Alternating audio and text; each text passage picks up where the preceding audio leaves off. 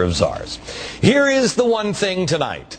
It has been an amazing life for our 44th president, and I, like the rest of America, am inspired by his story. So, I'd like to share it with you tonight. The story of Barack Obama. It starts with his parents, Ann Dunham and Barack Obama Sr. Oh, sure. Sure, it begins like any other classic American love story when these two lovebirds met while taking a Russian language class. How many of our parents met there taking Russian back in 1960 at the height of the Cold War? Oh, I just can't count the numbers that met that way. Then by 1961, they were married. And later that very same year, Barack Obama Jr. was born. President Obama so movingly told this story during a speech commemorating the anniversary of the Civil Rights March in Selma. But something's stirring across the country because of what happened in Selma, Alabama, because some folks are willing to march across a bridge. And so they got together and Barack Obama Jr. was born. Oh, wait a minute. Didn't that march happen in 1965? No. Pay no attention to the details. Sure, he was born in 1961, but we're going to cut him some slack today because today is his birthday. Oh, when little Barack Jr. was still 3 years old, still 1 year shy of the actual march in Selma, his parents divorced. Dad moved to Kenya and Mom married an Indonesian man. From ages 6 to 10, Barack Jr. attended school in Jakarta. Now, at the age of 10, living with his grandparents back in Hawaii, young Barack learned that, well, he needed somebody to watch over him. He was yearning for a father figure. He eventually gravitated towards a family friend named Frank. Sure, some would point out that Frank was also known as Frank Marshall Davis, a guy who had a really thick FBI file. Sure, but he would become his childhood mentor. Frank happened to be a communist. The good news is, Mom already spoke Russian, so they could just talk for hours. Nobody knows for sure what mentor and pupil talked about. Probably baseball or something else that teenage boys enjoy. But definitely not communist propaganda. But now, at 19, armed with a new world view and an eagerness to learn, Obama attended Columbia University. Of course, nothing ever bad comes out of Columbia. His mentor, Frank, would have been proud how he made use of his time there. Political discussions, the kind that at Occidental had once seemed so intense and purposeful, came to take on the flavor of the socialist conferences I sometimes attended at Cooper Union. Sure, when he wasn't attending socialist conferences, and by the way, I remind you, he is definitely not a socialist, he stayed on campus and chose his friends carefully. To avoid being mistaken for such a sellout, I chose my friends carefully. The more politically active black students, the foreign students, the Chicanos, the Marxist professors and structural feminists and punk rock performance poets. You know, once his Marxist professor friends completed his education, it was on to the real world. In his mid-20s, he moved to Chicago and became a community organizer. And while he was organizing things there, many friends and relationships budded. He met like-minded people like William Ayers.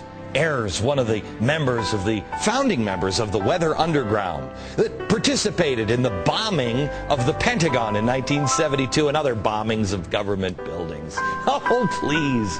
America, it's his birthday. Stop your hate-mongering.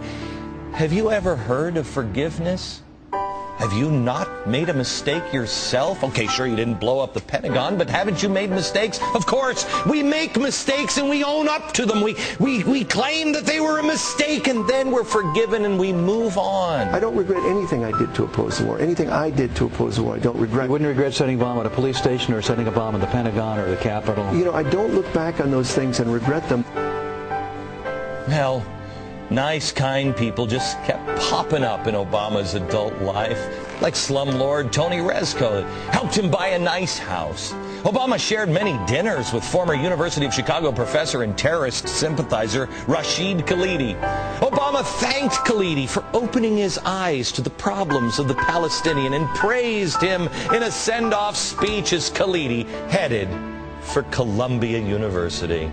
About the same time, Obama also sought a relationship with God, and he eventually settled down with a quaint little Chicago church where his worldview continued to sprout. The government gives them the drugs, builds bigger prisons, passes a three-strike law, and then wants us to sing God Bless America? No, no, no. Not God Bless America. God damn America. That's in the Bible for killing innocent people. I've looked in the Bible, but I'm still looking and just poring over the scriptures every day to find that. But life was turning out grand for President Obama. A communist family mentor, super radical friends, a wonderful church. Could life get any better? Could it? Oh, well, it did when he met his soulmate, Michelle. For the first time in my adult life, I am proud of my country because it feels like hope is finally making a comeback. It does. Spiritually, physically, ideologically, the two were a perfect match. And they married, and the faithful Michelle would stand by her man on his political journey. Sure, in the old days when he was running for the Illinois Senate way back in 1996, all the way to the Oval Office. Despite the meteoric success, Obama hasn't forgotten his roots. Oh, no. He is still honoring his communist child mentor with policy drafts. Oh, like some of them that you're about to see. And he's still networking and organizing and meeting new and even more radical friends every day. Like Green Czar Van Jones, the self-avowed communist. Science czar John Holdren, pro-putting sterilants in drinking water, forced abortions, and government confiscation of babies. Come on, you haven't said that. How many times have you said that in your Russian language class? The regulatory czar Cass Sunstein, champion for getting animals legal rights and representation. Energy czar Carol Browner, a socialist. I could go on forever about your crazy, wacky friends. But President Obama, that would take time away from you on your birthday. And I want to wish you happy birthday, but somehow it feels empty to me. It wouldn't be quite sufficient. So, Mr. President, let me say it this way. We, the collective, wish you a very, very happy birthday. Now, I left something off of this red cake here, and I remember. Oh, there we go. I only put in the yellow star on the cake because it was purchased by the Chinese, because we don't have our own money anymore. I guess sometimes wishes just don't come true.